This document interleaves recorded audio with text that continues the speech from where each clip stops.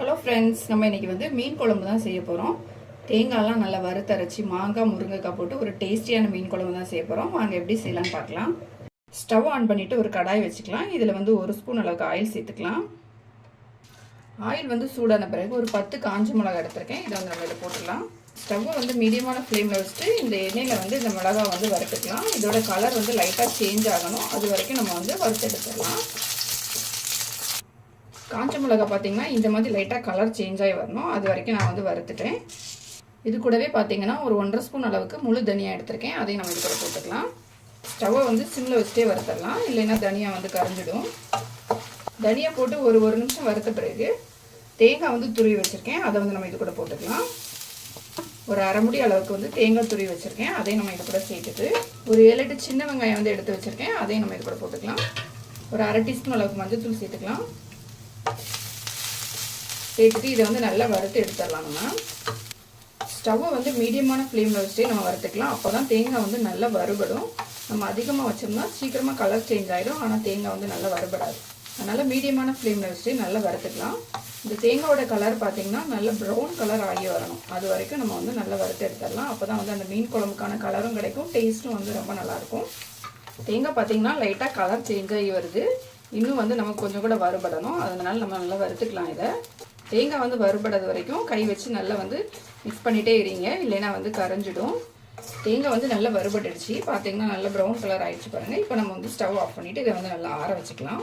நம்ம வறுத்து வச்சுருந்த தேங்காய் வந்து நல்லா ஆறிடுச்சு. இப்போ நம்ம வந்து மிக்ஸி ஜாரில் வந்து அதை போட்டுக்கலாம்.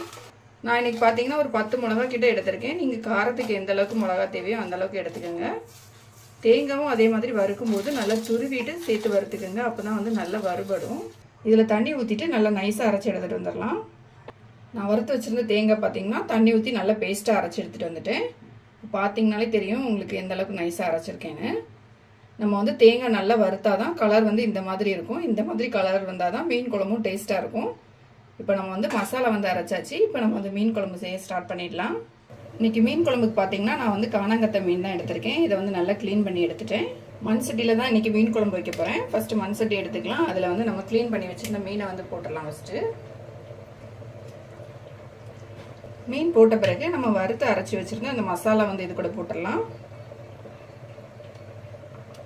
நம்ம தேங்காய் அரைச்ச ஜாரில் வந்து கொஞ்சமாக தண்ணி ஊற்றி எடுத்துருக்கேன். அதையும் நம்ம இது கூட ஊற்றிக்கலாம்.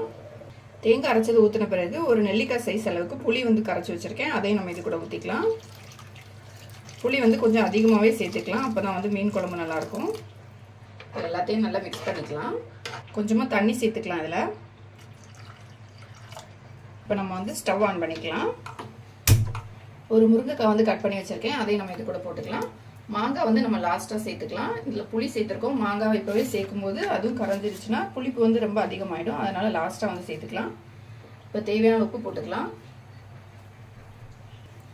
கொஞ்சமாக கருவேப்பிலை எடுத்துருக்கேன். அதையும் நம்ம இது கூட போட்டுக்கலாம்.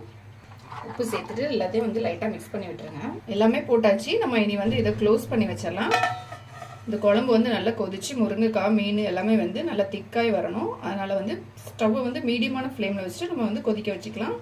அப்பப்போ இடையில வந்து எடுத்துகிட்டு நம்ம வந்து லைட்டாக மிக்ஸ் பண்ணி விட்டுடலாம். இப்போ இது வந்து கொதிக்கட்டும். கொதிச்ச பிறகு காட்டுறேன் உங்களுக்கு.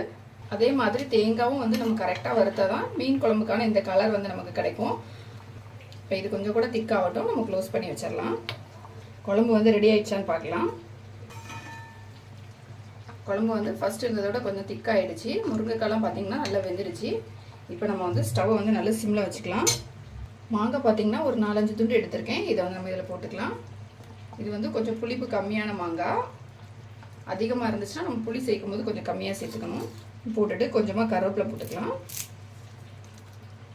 ஃபைனலாக பார்த்திங்கன்னா 1 ஸ்பூன் அளவுக்கு தேங்காய் எண்ணெய் எடுத்திருக்கேன். இதை வந்து நம்ம அப்படியே மேலே ஊற்றிக்கலாம். ஊற்றிட்டு லைட்டாக ஒரு கொதி வரட்டும். இப்போ பார்த்தீங்கன்னா லைட்டாக கொதிக்க ஆரம்பிச்சிருச்சு. இப்போ நம்ம வந்து ஸ்டவ் ஆஃப் பண்ணிவிட்டு இதை வந்து க்ளோஸ் பண்ணி வச்சிடலாம். ரொம்ப கொதிக்க விட வேண்டாம். ஏன்னா நம்ம மண் சட்டியில் வச்சுருக்கனால அந்த ஹீட் அப்படியே இருக்கும். அதிலே வந்து கொஞ்சம் நேரம் வந்து ஹீட் ஆகும்போது இன்னும் திக்காயிடும். அதனால் நம்ம ஸ்டவ் ஆஃப் பண்ணி வச்சிடலாம். நான் ஸ்டவ் ஆஃப் பண்ணி ஒரு 10 நிமிஷம் இருக்கும். நம்ம இப்போ வந்து ஓப்பன் பண்ணி பார்க்கலாம். பார்க்கவே எவ்வளோ அழகாக இருக்குது பாருங்கள். எண்ணெயெல்லாம் நல்லா மிதந்து சூப்பராக இருக்குது. வாசனையும் ரொம்ப நல்லா இருக்குது. நம்ம போட்ட மாங்காய்லாம் பார்த்திங்கன்னா ஹீட்லேயே வந்து நல்லா வெந்துடுச்சு. குழம்பும் வந்து நல்லா திக்காயிடுச்சு. நல்ல டேஸ்டியான சூப்பரான மீன் குழம்பு வந்து ரெடி ஆயிடுச்சு. தேங்காய் வறுத்தரைச்சி மாங்காய் முருங்கைக்காய்லாம் போட்டு ஒரு டேஸ்டியான மீன் குழம்பு எப்படி செய்யலான்னு பார்த்தோம். கண்டிப்பாக ட்ரை பண்ணி பாருங்கள். நெக்ஸ்ட் டைம் மீன் வாங்கினீங்கன்னா இந்த மாதிரி மெத்தடில் செஞ்சு பாருங்கள். சாப்பாடு வந்து ரொம்ப விரும்பி சாப்பிடுவாங்க. அந்த அளவுக்கு டேஸ்ட்டாக இருக்கும். நல்ல சூடான சாதத்தில் இந்த மீன் குழம்பு ஊற்றிட்டு பக்கத்துலேயே கொஞ்சம் மரவள்ளி கிழங்கு வச்சு அதுலேயும் மீன் குழம்பு ஊற்றி சாப்பிட்டு பாருங்கள். டேஸ்ட்டு அட்டகாசமாக இருக்கும். கண்டிப்பாக ட்ரை பண்ணி பாருங்கள். இந்த வீடியோ பிடிச்சிருந்தா லைக் பண்ணுங்கள், ஷேர் பண்ணுங்கள். மறக்காமல் என்னோட சேனலை சப்ஸ்கிரைப் பண்ணுங்கள்.